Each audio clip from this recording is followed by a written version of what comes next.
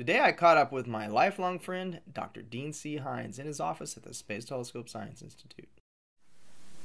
So, Dean, thanks for agreeing to talk to me and my audience today. As you know, we're doing a series of these programs, and we'll probably be keeping up with you, often.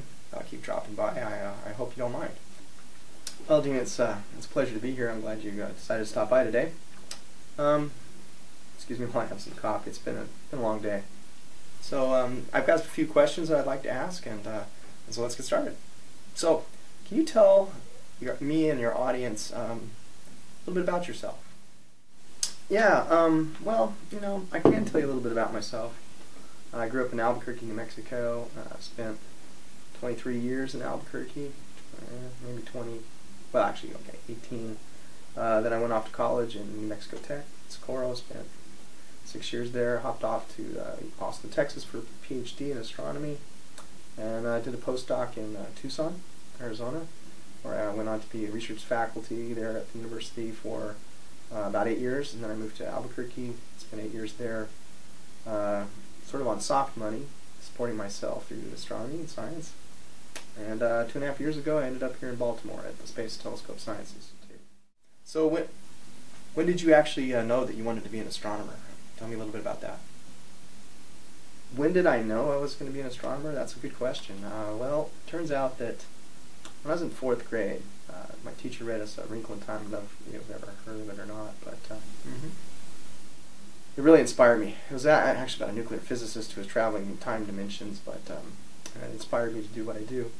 And I knew I needed to do science, and my dad had always told me that I needed to, I wasn't going to be able to do manual labor, so I needed to figure out something to do with my life, and I loved astronomy. My dad used to lay me on the hood of the car, and we used to watch the stars, and so I knew I wasn't going to be like a ditch digger or an architect or a football player.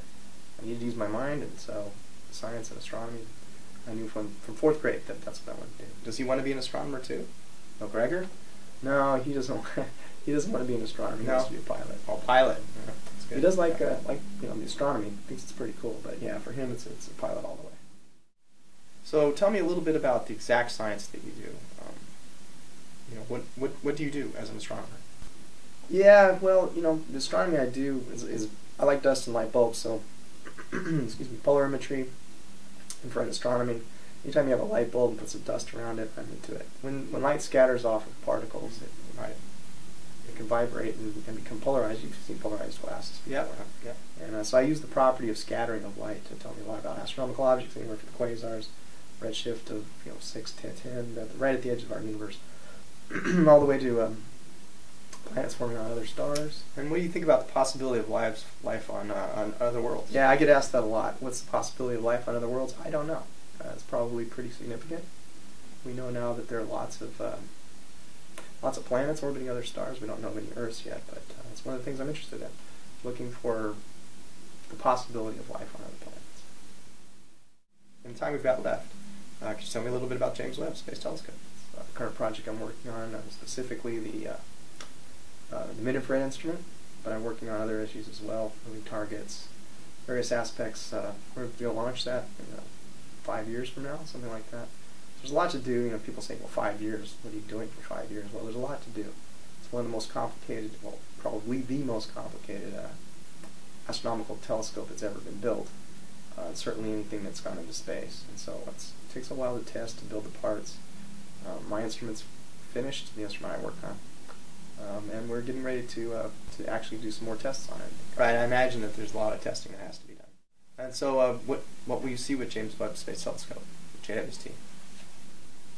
So that's an interesting question. We think we know what we're going to see, but every time we build a new telescope, we see something else, something new. And so probably we just don't know. I mean, we're going to look for planets forming around other stars, the first galaxies, the first stars in the universe. We're going to do all kinds of things, but probably the most exciting things is the kind of thing that we wouldn't even know what we're going to see yet.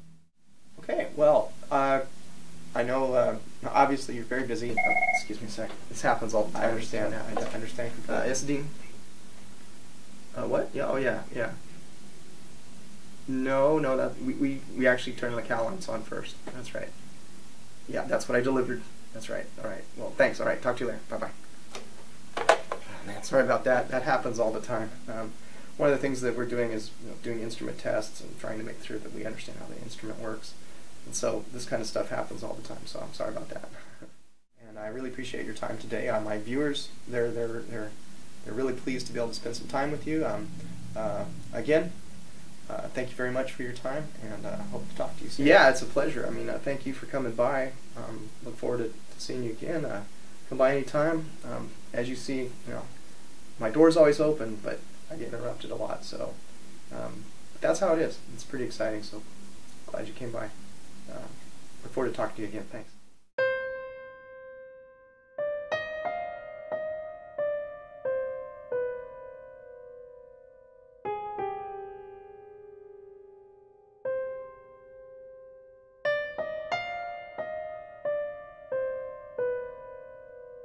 Not a problem. Take your time. Take your time.